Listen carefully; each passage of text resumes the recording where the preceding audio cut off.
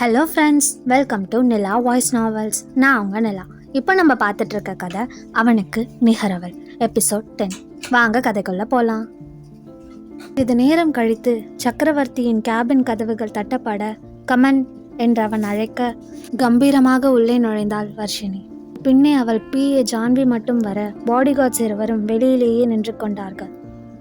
Hello Mrs M V, take your seat என்று திரும்பி உட்கார்ந்து கொண்டு சொல்லியவனை ஒரு நொடி விசித்திரமாக பார்த்தவள் அவன் முன்னிருந்த சேரில் கம்பீரமாக அமர்ந்தாள். பிறகு அவனை பார்த்த வர்ஷினி, ஹலோ மிஸ்டர் சக்கரவர்த்தி, ஐ எம் நாட் மிஸ். இந்த மீட்டிங்கான ரீசன் என்னன்னா, உங்கள் ஹாஸ்பிட்டல்ஸ் பற்றின ஒரு ஃபேக் நியூஸ் என்னோட மீடியா மூலமாக வந்திருக்கு. என்னதான் அது என்னோட நாலேஜ் இல்லாமல் நடந்திருந்தாலும் அது ஃபேக் நியூஸ் தான்னு நாங்கள் ப்ரூவ் பண்ணி அந்த ப்ராப்ளமை சால்வ் பண்ணி இருந்தாலுமே கூட கண்டிப்பாக அதனால் உங்களுக்கு லாஸ் ஆகி இருக்கோன்னு எனக்கு நல்லாவே தெரியும். எங்கள் சைடில் நடந்த மிஸ்டேக்காக நாங்கள் அப்பாலஜைஸ் பண்ணிக்கிறோம். அட் த சேம் டைம் உங்களுக்கான லாஸ்க்கான அமௌண்ட்டையும் நாங்கள் உங்களுக்கு கொடுத்துட்றோம் என்று வர்ஷினி சொல்லி முடிக்க அதை அமைதியாக கேட்டவனின் முகத்தில் ஒரு தந்திரமான புன்னகை இருந்தது. பிறகு வர்ஷினியை பார்த்து, இங்கே பாருங்க மிஸ் எம்வி, என்கிட்ட இல்லாத பணமே இல்லை. நீங்கள் காம்பன்சேட்டாக கொடுக்குற அமௌண்ட்டை வச்சு தான் நான் பிஸ்னஸ் நடத்தணும்னு எனக்கு அவசியமும் கிடையாது. ஆனால் உங்களால் எனக்கு லாஸ் ஆனது உண்மை. ஸோ எனக்கு பணமெல்லாம் வேணாம். ஆனால் அதுக்கு பதிலாக நீங்கள் வேற ஒன்று செய்யணும் என்று சொல்ல, செய்யணும் என்று கேட்டாள் வர்ஷினி. என்ன கேட்டாலும் செய்வீங்களா என்று அவன் ஆர்வமாக கேட்க, அது நீங்கள் கேட்குறத பொறுத்து மிஸ்டர் என்று நக்கலாகவே சொன்னாள். அதில் மென்மையாக சிரித்தவன் அவளை பார்த்து, பெருசாலாம் ஒன்றும் இல்லை மிஸ் எம்வி, நீங்கள் கம்மிங் சண்டே என் கூட என் வீட்டுக்கு லஞ்சு சாப்பிட வரணும், அவ்வளோதான் என்று அவன் சொல்ல, வாட், நோ வே என்று கத்திக்கொண்டே எழுந்தவள் அவனை பார்த்து, மைண்ட் யுவர் வேர்ட்ஸ் மிஸ்டர் சக்கரவர்த்தி என்று சொல்ல, அதை கேட்டவன், நான் என்ன மிஸ் இப்போ தப்பாக கேட்டேன் மைண்ட் பண்ணுறதுக்கு? சரி, என் வீட்டுக்கு வர உங்களுக்கு விருப்பம் இல்லைன்னா பரவாயில்ல, விடுங்க. நான் வேணா உங்கள் வீட்டுக்கு வரேன், எனக்கு உங்கள் கூட சேர்ந்து லஞ்ச் சாப்பிடணும், அவ்வளோதான். ஆனால் அது வெளியில் இருக்கக்கூடாது. மற்றபடி எனக்கு எந்த ப்ராப்ளமும் இல்லை. உங்கள் வீடாக இருந்தாலும் ஓகே தான் என்று சொல்லி சிரித்து கொண்டே திரும்பியவனின் அழகிய புன்னகையை பார்த்து ஸ்தம்பித்து தான் போனாள் வர்ஷினி. கண்கள் அதிர்ச்சியில் விரிந்தது. அவள் மனம் துருவன் என்று கூறியது.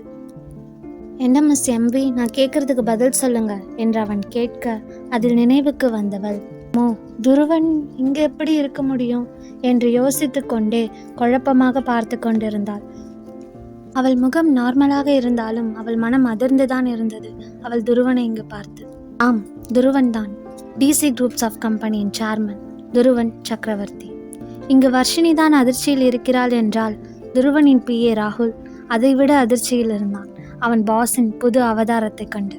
பார்த்த துருவன், சொல்லுங்க மிஸ்ஸஸ் எம்வி, சாரி நீங்க மிஸ் எம்வி இல்ல என்று நக்கலாக அவன் கேட்க அவனை பார்த்து முறைத்து அவன் முன் கால் மேல் கால் போட்டு கம்பீரமாக அமர்ந்தவள் அவனை பார்த்து, லுக் மிஸ்டர் சக்கரவர்த்தி, எங்கள் சைடில் மிஸ்டேக் இருந்ததுனால மட்டும்தான் இவ்வளோ நேரம் பொறுமையாக பேசிகிட்டு இருக்கேன், இல்லைன்னா நடக்கிறதே வேற என்று வர்ஷினி சொல்ல, நான் கேட்டதை உங்களுக்கு செய்ய விருப்பம் இல்லைன்னா பரவாயில்ல, விடுங்க. ஆனால் இதை தவிர்த்து வேற எதுவும் எனக்கு காம்பன்சேஷனாக வேண்டாம், நீங்கள் கிளம்பலாம்.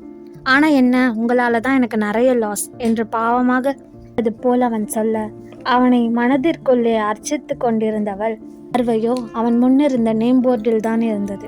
நடிக்கிறான் பாரு, எவ்வளோ தைரியம் இருந்தா என்கிட்ட அவன் பேரையே மாற்றி போய் சொல்லியிருப்பான். ஃப்ராடு. தன் விருப்பமே இல்லாமல் அவன் தாலி கட்டியதை கூட அவன் மேல் கொண்ட காதலால் ஒரு வகையில் ஏற்றுக்கொள்ள முடிந்த அவளால் அவன் தன்னிடம் பொய் சொல்லி இருக்கிறான் என்பதை மட்டும் ஏற்றுக்கொள்ளவே முடியவில்லை. அவள் தான் சொன்னதற்கு பதில் சொல்லாமல் தன் நேம் போர்டையை விரைத்து பார்த்து கொண்டிருப்பதையும் அவள் கண்ணில் இருக்கும் அனலையும் பார்த்தவனுக்கு ஏதோ புரிவது போல் இருக்க அதில் திடுக்கிட்டவன், ஓ துருவா, இது என்னடா உனக்கு? இல்லை உன் பேருக்கு வந்த சோதனை, இப்போ எதுக்கு அவள் உன் பேரையே பார்த்துட்டு இருக்கா? ஒருவேளை நான் துருவன்னு பேரை மாற்றி போய் சொன்னேன்னு நினைக்கிறாளோ? ஏற்கனவே நீ தாலி கட்டுனதுக்கே அவள் உன் மேலே கொலவெறியில் இருக்கா. நார்மல் பொண்ணுங்களே தான் விருப்பம் இல்லாமல் தனக்கு ஒருத்தன் தாலி கட்டினா சும்மா இருக்க மாட்டாங்க. இதில் இவ வேற வேர்ல்டு நம்பர் 1 மீடியா சேர்மன் வேற. இவளுக்கு வேற கோவம் ரொம்ப வரும்னு கேள்விப்பட்டு இருக்கேன். ஏற்கனவே அதுக்கே என்ன பண்ண போறா தெரியல. இதில் நீ பேரை மாற்றி பொய் சொல்லியிருக்கேன்னு மட்டும் தப்பாக புரிஞ்சுக்கிட்டான்னு வையி, அவ்வளோதான், உன் லவ்வுக்கு சங்கு தான். உடனே சரி பண்ணுடா என்று தனக்குள் சொல்லி கொண்டவன் அவளை பார்த்து, ஆக்சுவலாக என்னோட ஃபுல் நேம் துருவன் சக்கரவர்த்தி என்று அவசரமாக அவன் சொல்ல பார்த்த வர்ஷினி, நான் கேட்கவே இல்லையே. சொன்னாலும் தன் பார்வையை வைத்தே தன் மனதில் இருப்பதை புரிந்து கொண்டான் என்பதை நினைத்து சிறு சந்தோஷமும், அவன் தன்னிடம் பொய் சொல்லவில்லை என்பதை நினைத்து நிம்மதியும் கொண்டாள். கேட்கலதான், ஆனா நான் சும்மா சொன்னேன் என்று துருவன் சொல்ல, அதை கேட்ட வர்ஷினி, ஏதோ ஒன்று, யாரும் என்னால் லாஸ் ஆகிறதுல எனக்கு விருப்பம் இல்லை. உங்கள் வீட்டுக்கெல்லாம் என்னால் வர முடியாது. நீங்கள் வேணால் எங்கள் வீட்டுக்கு வந்துடுங்க என்று சொன்னவளை பார்த்து துருவனுக்கு அவ்வளவு மகிழ்ச்சியாக இருந்தது.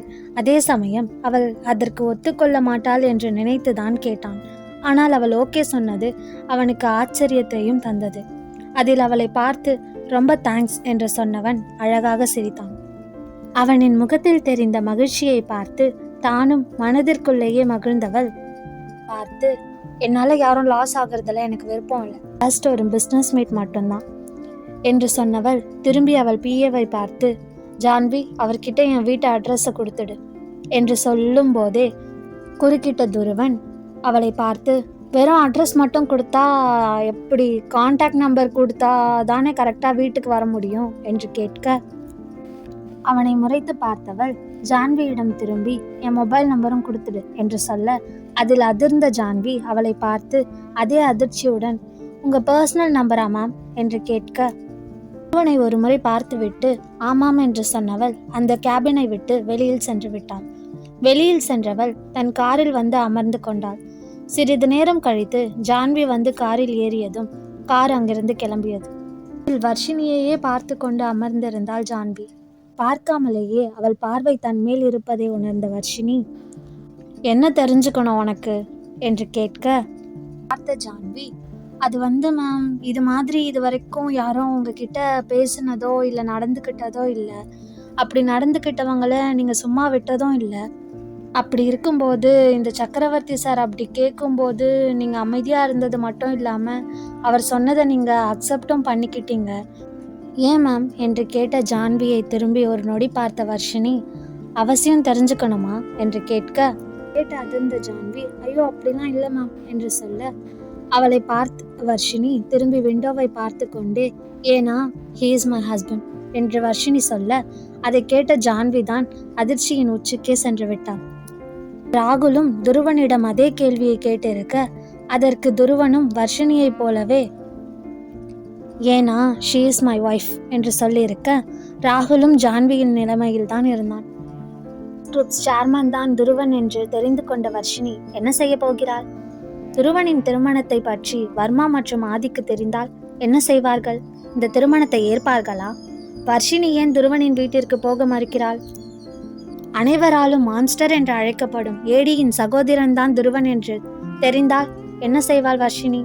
இதை பற்றி மேலும் தெரிஞ்சுக்க நிலா வாய்ஸ் நாவல்ஸை சப்ஸ்கிரைப் பண்ணுங்க. இந்த ஸ்டோரி உங்களுக்கு பிடிச்சிருந்தா லைக் பண்ணுங்க, ஷேர் பண்ணுங்க அண்ட் மறக்காம சப்ஸ்கிரைப் பண்ணுங்க. பாய் ஃப்ரெண்ட்ஸ், நான் உங்க நிலா. நெக்ஸ்ட் எபிசோட்ல மீட் பண்ணலாம்.